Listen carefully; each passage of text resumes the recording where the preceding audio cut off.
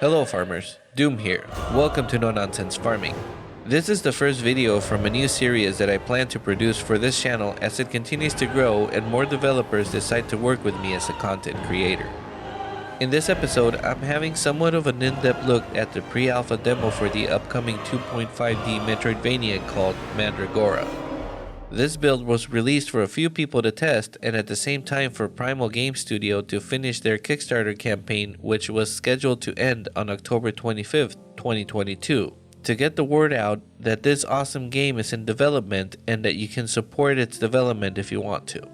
This is not my final review of the game. I myself prefer to give my opinions on the game in a review format after I've done at least one blind playthrough of the game. Meaning I don't look for any solutions online unless I'm absolutely stuck and I give up on a specific challenge in the game. This Mandragora demo we got is about 45 minutes of gameplay, and anything in the game is subject to change as development goes on. There are several areas you can't reach, there's no leveling up, upgrading, or anything of that sort, and it's more focused on the battle system, the controls of the game, and a few other things like character stats, the gear system, and so on. Mandragora is a 2.5D Metroidvania mixed with Souls-like mechanics. And yes, I know there are people that are getting a bit tired of hearing those words together, yet another Souls-like Metroidvania. But I believe Mandragora, like Salt and Sanctuary did in its time, is nailing this fusion of game genres and game mechanics in this gorgeous looking IP. As of the time of the recording of this video, their confirmed schedule for the release of this game is on the fourth quarter of 2023. The game is scheduled to pretty much drop on everything, meaning PC, PlayStation, Xbox, and Switch, so everyone can enjoy the experience. This demo starts with you being greeted with a very good looking UI showcasing the controls of the game. You can take a moment to read this and learn that you'll eventually have a grappling hook to use, you can duck, you can parry, and you can switch between magic spells and the loadout for your arms in a very Souls-like fashion to mix your combat techniques graciously if you can dominate the timing of these battles in these kind of games. After you take that in, you close the screen and get a glimpse of the gorgeous environment and the smooth animations of everything that is happening on the screen, from the rain to the trees moving from the storm to the very smooth animations of your character taking its first steps in the demo. It's not that the graphics are absolutely top-notch for gaming standards in 2022, but it's more about how gorgeous of a Metroidvania this looks like. A shout out to Grime, Fist, and Shadow Complex on the 2.5D experience as well.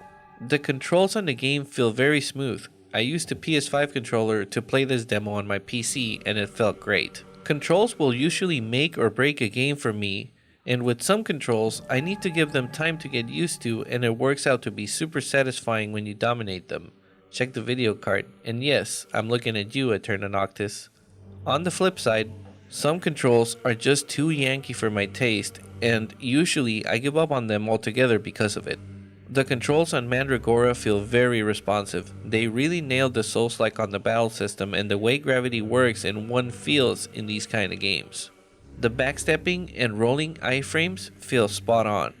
You get to execute them very well in a combo between hitting, rolling, or backstepping, and once you know an enemy's patterns, you learn to take the risk for the reward to maximize your damage window.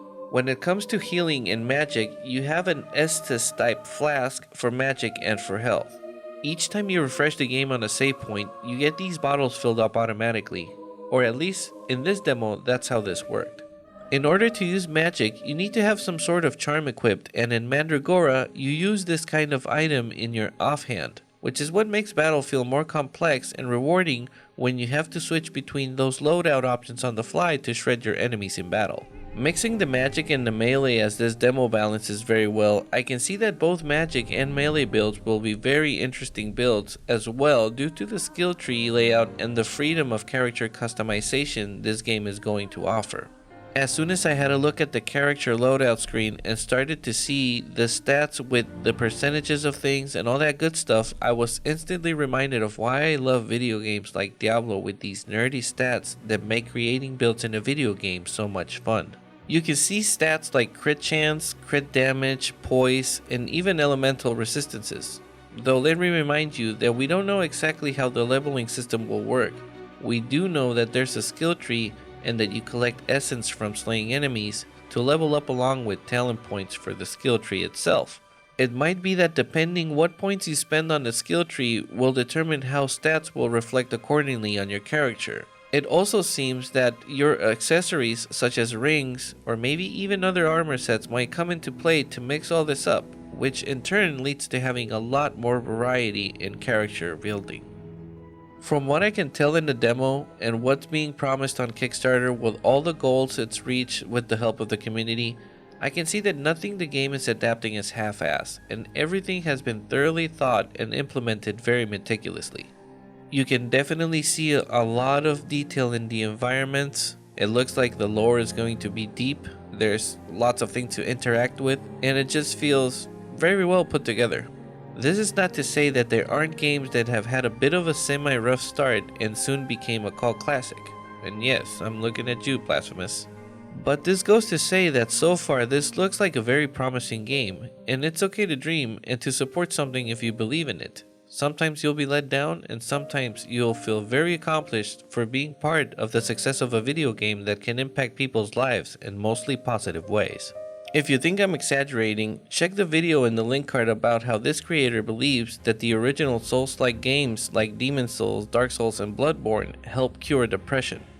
Unfortunately, at the point of me writing this script for this video, the Kickstarter campaign had just ended. However, it seems that they had an awesome campaign and all the goals were fulfilled. Overall, in about 45 minutes of gameplay, I got to experience how platforming feels using the grappling hook to swing around and battle it out with some heavy hitters, some medium heavy hitters, and some big heavy hitters like this named guy right here, which is probably a mini boss or perhaps a full-fledged boss, who knows. I also got to see a big variety of materials from killing enemies and what feels like crafting materials as well. In the end, I felt like if I took the time to learn enemy patterns, the game was well balanced enough to feel very rewarding as you progress through the demo and battle it out with these kind of creatures. And I'm very anxiously waiting for the next demo to experience a bit more of what this game will have to offer. Touching back on the fact that this game is set to be released for PC, PlayStation, Xbox, and Switch, from the amount of detail shown in this demo at this stage, I had no crashes. I played this demo on a GeForce GTX 1060 with 6GB on a computer I built about 7 years ago, which has only had this video card upgrade at a certain point in time. With that said, this is why my gameplay is not doing the game any justice as if I had a better rig, but that's somehow coming soon, I guess. My point being that even on my rig, the game felt great. I didn't have crazy frame drops, it never crashed, it loaded extremely fast, and all of that tells me that the developers are doing a very good job at what they do and are running what seems to be a tight ship on the optimization of things under the hood of the game, if you know what I mean. I really like how the map is interconnected. I can't see a map available in this demo, and I'm not sure if it will be part of the full game release or not, but I can tell you that you can very easily get lost in the way the levels are connected. But like with most Metroidvanias or Souls-like games, you know the world is interconnected in a somewhat not linear fashion, and once you get the hang of it, it feels very familiar and rewarding to recognize how to navigate through the different areas. I want to thank Primal Game Studio for providing me with a copy of the serial key to play this pre-alpha version of their masterpiece. These guys are the first and hopefully not the last gaming studio that takes a chance on collaborating with me as a content creator so I can continue to create these kind of videos for the community.